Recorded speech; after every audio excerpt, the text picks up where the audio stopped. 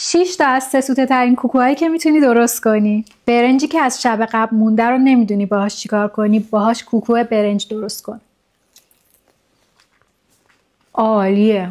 برنج پخته شده رو با گوشتکوب له میکنیم. تخم مرغ و نمک و فلفل و زردچوبه رو با هم میزنیم. برنج له شده رو بهش اضافه میکنیم. سیب زمینی خام رنده شده و پیاز رنده شده و پیازچه و کاهو خورد شدن با کمی زعفرون بهش اضافه میکنیم. هم میشه قاشقی درست کرد، هم کف تابه، به همین راحتی.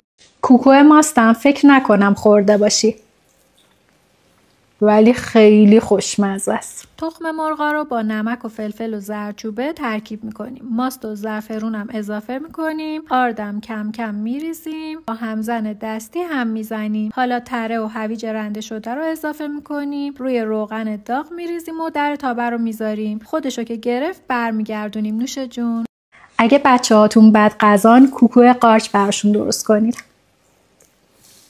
خیلی خوشمزه است. تخم مرغا رو با نمک و فلفل و زردچوبه و پول بیبر ترکیب میکنیم. آردم کم کم اضافه میکنیم و هم میزنیم. قارچای نگینی شده تفت خوردم اضافه میکنیم و روی روغن داغ میریزیم. در تابه رو میبندیم. دو طرفش که سرخ شد دیگه آماده است. اگه مثل من عاشق بادمجونی، کوکو بادمجون رو حتما امتحانش کن.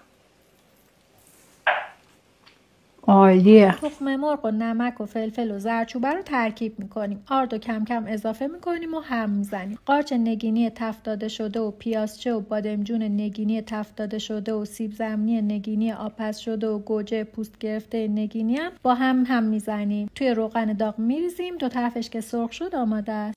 بابای من کوکو سبزی دوست نداشت، ولی عاشق کوکو تره بود. محشره.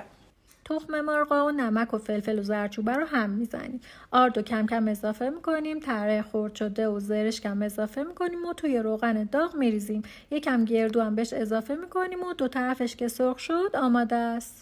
کوکو گردو رو که فکر نکنم خورده باشی. به به. تخم مرغ و نمک و فلفل رو هم میزنیم. پیاز رنده شده و گردوی آسیاب شده هم اضافه میکنیم. توی روغن داغ میریزیم. دو طرفش که گرفت خوشمزه ترین کوکوی عمرتون رو خوردین. گفتم خدایا چگونه آغاز کنم، گفت به نام من. گفتم خدایا چگونه آرام گیرم، گفت به یاد من.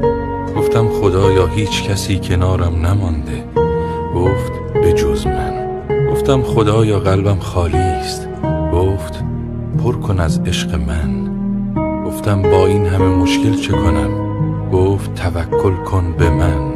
گفتم برای آرزوهایم چه کنم، گفت تلاش و به امید